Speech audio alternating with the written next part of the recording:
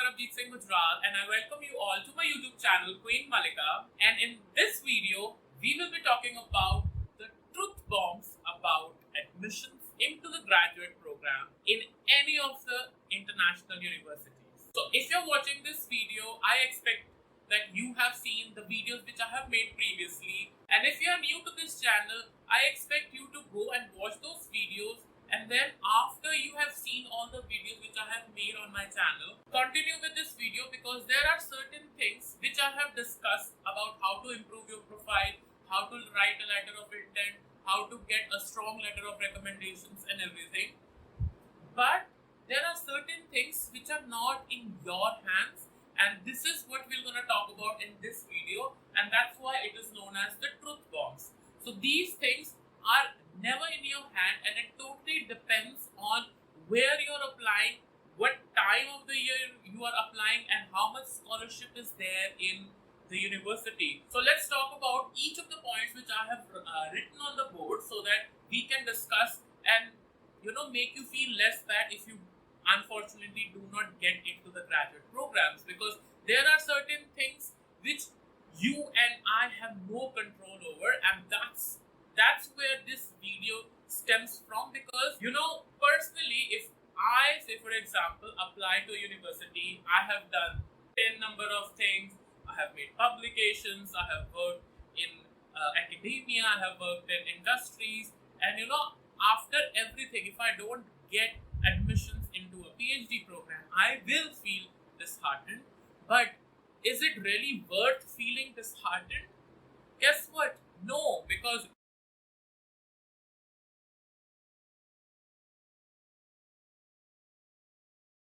you might have done everything which you could do, but there are certain situations which you do not know of, and this is why I'm making this video, so that you don't feel disheartened and continue doing the work which you do the best, and just hope that new doors will open for you in the future. So let's discuss point number 1.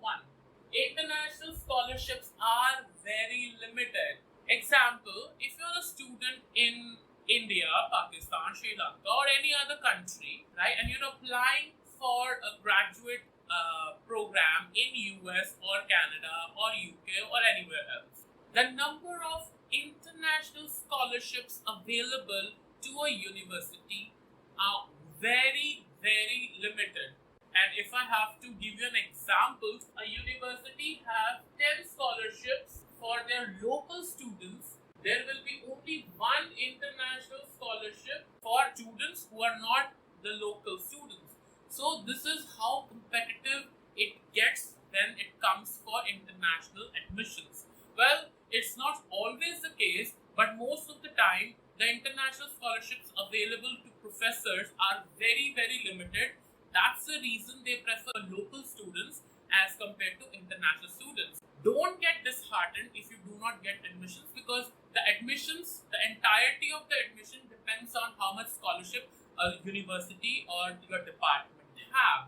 So it's not in your hands. Okay, let's go to point number 2, which is competition with local students. Now, this point is related to the first point which we have just discussed, because realistically, so a professor will gonna choose a student whom he or she has seen working in their lab. Say for example, if I'm a professor and I have seen a student who's studying in their undergraduate is working in my lab for like past 6 months, I'll definitely gonna give him a preference than any student for that matter. So it just comes with the preference and how you know that professor, right? So this is not in your hand. That's what I'm trying to say.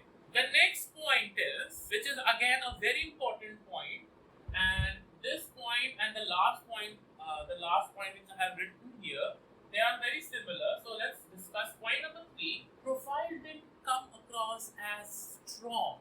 This simply means that the way a student have made their profile for the graduate admission, it just doesn't align to be very strong when a graduate committee needs it. Example, if I am a student, I have done research internship, I have worked in industry, I have worked in academia and lots of things, right? But does it come across as a strong profile, right? Because writing on a paper is as equally important as you doing the physical labor or you doing the work. So writing on a piece of paper, your CV or your resume or your letter of intent is as strong as you doing the work. Sometimes, believe it or not, sometimes the things you write on a piece of paper for your admissions have more weightage than you doing the work, going for internship, you doing work. Believe me, and this happens. So, if your profile doesn't come across as strong as it needs to be, that's where the graduate committee won't give a preference to someone's profile. So, this is also very, very, very important.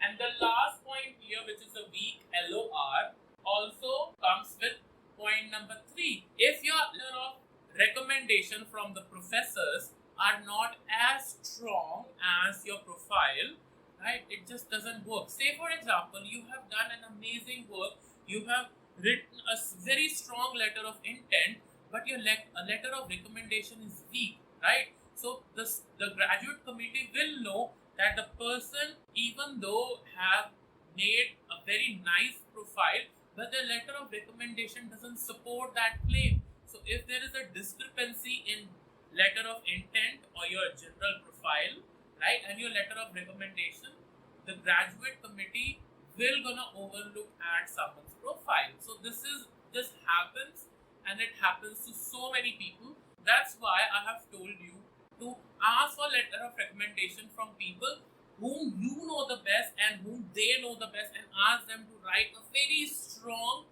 letter of recommendation.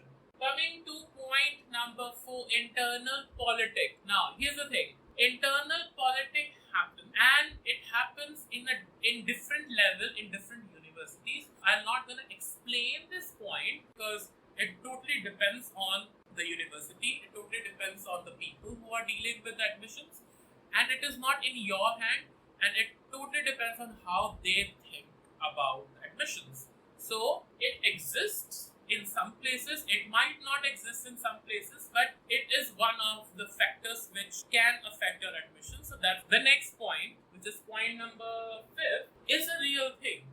Not kidding, is a real thing. There are better students available. It's as simple as that.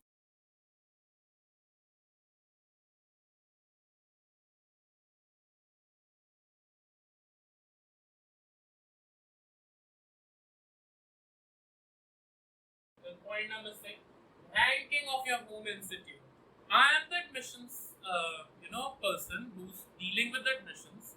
I have 10 profiles, and out of those 10 profiles, I'll see someone who comes from, say for example, Singapore National University, right? I'll see the resume, I'll see the letter of recommendation and everything, and then there is a student who comes from a decent university, but not as highly ranked university, right, in the same field. So I'll give the preference to student who is coming from an international university with high ranking.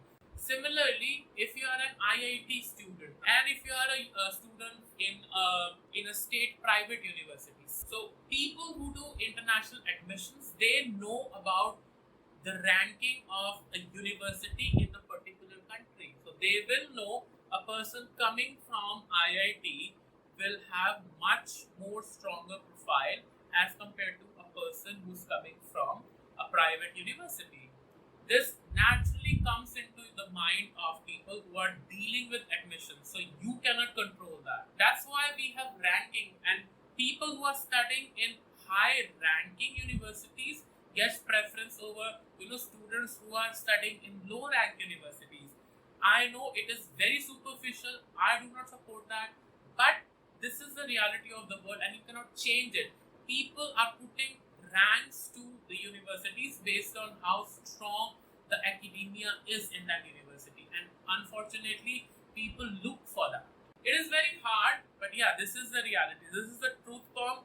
Personally, I do not believe in it, but then if the graduate committee needs to be strict, they will set parameters, and unfortunately, university ranking is one of the parameters for admissions. So So these are the points which are the truth bombs, and I want my viewers to know that certain things are not in your hand and they are controlled by the admissions committee in all the university in general. So don't get disheartened if you do not get admission into a graduate program.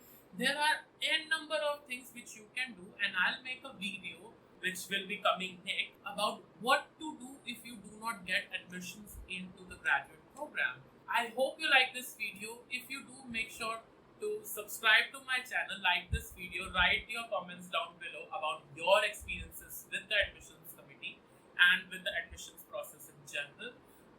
Thank you so much, and I will see you in the next video.